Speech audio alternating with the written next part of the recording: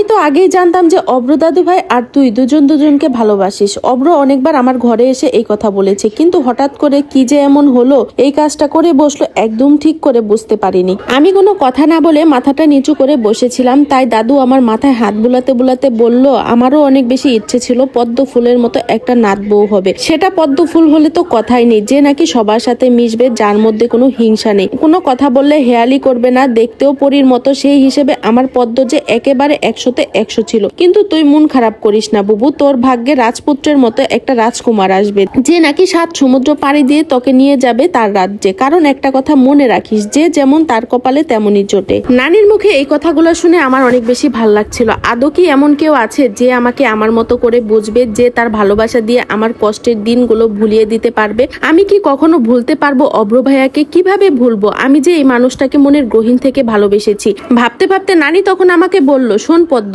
একটু আগে অব্র আমার কাছে এসেছিল, আমি অব্রের চোখ মুখ কথা বলা দেখে বুঝেছি ও এখনো তোকে অনেক বেশি ভালোবাসে। ও এখন ভালো নেই, কাউকে কষ্ট দিয়ে বেশি দিন ভালো থাকা যায় না। আমার নাতি বলে যে আমি ওর গুণগান গাইবো এমন মানুষ আমি নই।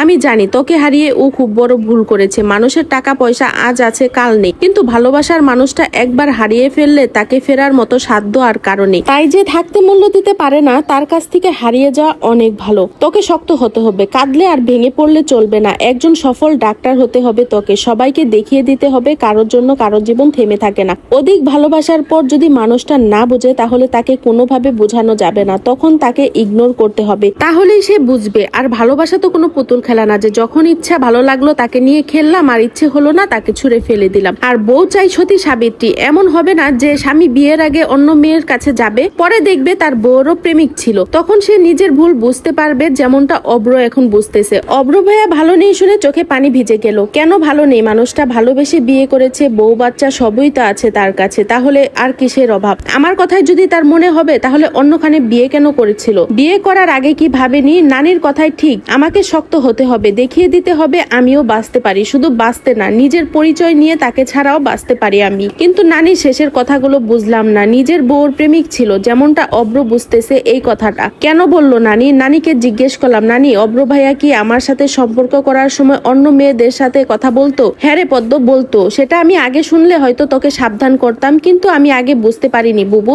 আমাকে ক্ষমা করে দিস। নানির চোখে পানি দেখে অবাক হলাম। নিজের নাতির কথাগুলো কিভাবে আমাকে বলে দিল। অন্য কেউ হলে হয়তো বা চেপে যেত, কিছু বলতে চাইতো না, কিন্তু এমন কিছু না করে আমাকে বলে দিল। আমি নানির হাতটা ধরে বললাম, তোমার কোনো দোষ নেই নানি, যা হয় ভালোর জন্যই হয়। যে মানুষটা একসাথে একাধিক রিলেশন করে, আমি যে তার বউ হয়নি এটাই অনেক, না হলে হয়তো আমাকে পস্তাতে হতো। তারপর আরো কিছুক্ষণ কথা বলে বের হয়ে আসলাম। তখন রাত প্রায় 11টা বাজে। খাওয়া দাওয়া করে ঘরে এসেছি, আর বের হইনি। নানি তখন চিল্লাচিল্লি করলো, আজকে এসেছি কাল কেন চলে যাব? 3 বছর পর আজকে এসেছিস, তাও আবার না বলে। আজ তোর মামা বড় মাছ, নদীর মাছ কোনো মাছই পাইনি, পছন্দ মতো কিছুই খাওয়াতে পারলাম না এখনো। বিয়ে হলে স্বামী যে কেমন হয়, নানু বাড়িতে আসতে দিবে কিনা সেটাও তো আমরা জানি না। এখন কোনো যাওয়া হবে না, 15 দিন থাকবি আমার সাথে। 3 বছরের দেখা মন ভরে দেখবো তোকে, তোর পছন্দের সব খাবার খাওয়াবো। তারপর মামা মামিরা যাওয়ার কথা শুনে একদম না করে দিয়েছে। আসলে নানা নানিরা বুঝি এমনই হয়, আমি কি খাবো কি খাবো না তারা যেন সবকিছু মুখস্থ করে রেখেছে। মামা মামি অনেক ভালো, সবাই আমাকে অনেক বেশি ভালোবাসে, টাইমে টাইমে সবকিছু আমাকে এনে দিচ্ছে, চুল আঁচড়িয়ে তেল দিয়ে দিচ্ছে, মাথা ধুয়ে দিচ্ছে, গোসল করার পর আমার কাপড়টা পর্যন্ত ধুয়ে দিচ্ছে তারা। কিন্তু আমি কিভাবে বুঝাবো তাদের? আমি যত থাকবো তত আমার কষ্ট এখানে বাড়বে। যখনই মনে পড়তেছে অব্র ভাইয়া আর সুপ্তি একসাথে এক ঘরে আছে, তখনই যেন চোখে পানি চলে আসছে,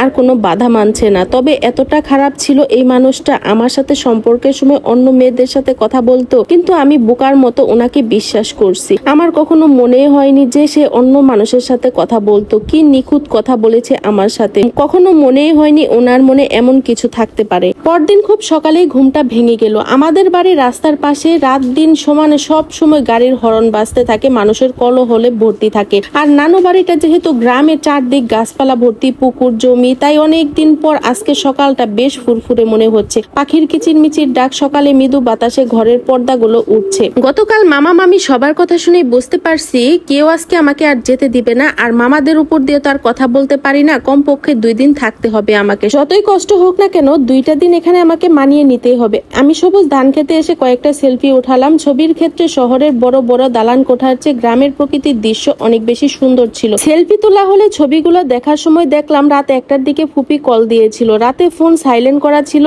সেজন্য আর টের পাইনি। তাই এখন কল করলাম। এত রাতে কেন কল দিয়েছিল? কারো কি কিছু হয়েছে নাকি? কল দেওয়ার সাথে সাথে ফুপি রিসিভ করলো। সালাম দিয়ে বললাম, কেমন আছো ফুপি? আমি খুব ভালো আছি রে পদ্ম, জানিস তোর নিলয় ভাইয়া দেশে আসছে, তাই তোদেরকে কথাটা জানানোর জন্য রাত্রেই কল করছিলাম রে পদ্ম। নিলয় ভাইয়া হচ্ছে আমার ফুফাতো ভাই, পড়াশোনার জন্য বাহিরে ছিল। আমি ফুপির বাড়িতে যাওয়ার 1 বছর আগেই চলে গেছে। ও হ্যাঁ, আমি হচ্ছে পড়াশোনা করতাম ফুপির বাসাতেই থেকে। নিলয় ভাইয়াকে আমি 5 বছর আগে দেখেছিলাম, এখন চেহারাটা অতটা মনে নেই। বাড়িতে কিন্তু অনেকগুলো ছবি ছিল, সেগুলা প্রায় 5-6 বছর আগের। ফুপি ভিডিও কলে কথা বলার সময় অনেকবার ডেকেছে, কিন্তু আমার ভিডিও কলে কথা বলতে লজ্জা লাগে, আমি সামনেই থাকতাম না বেশি। অডিও কলে বলেছিলাম কয়েকবার। ফুপির সাথে আরো কিছুক্ষণ কথা বলতে বলতে পেছন থেকে কারো আসার আওয়াজ পেলাম। ঘুরে তাকিয়ে দেখি অব্র ভাইয়া। ফোনটা কেটে দিয়ে সামনে তাকালাম। কিছু বলতে যাব তার আগেই উনি সোজা আমার সামনে দাঁড়িয়ে আমাকে কিছু বলতে না দিয়ে নিজেই বলা শুরু করলো। আটকাতে চেয়েও আটকাতে পারলাম না, কারণ কথাগুলো শুনতে হবে আমার। আমার দোষটা কি ছিল সেটা অন্তত আমার জানা প্রয়োজন, তাই চুপচাপ ওনার কথা শুনতে লাগলাম।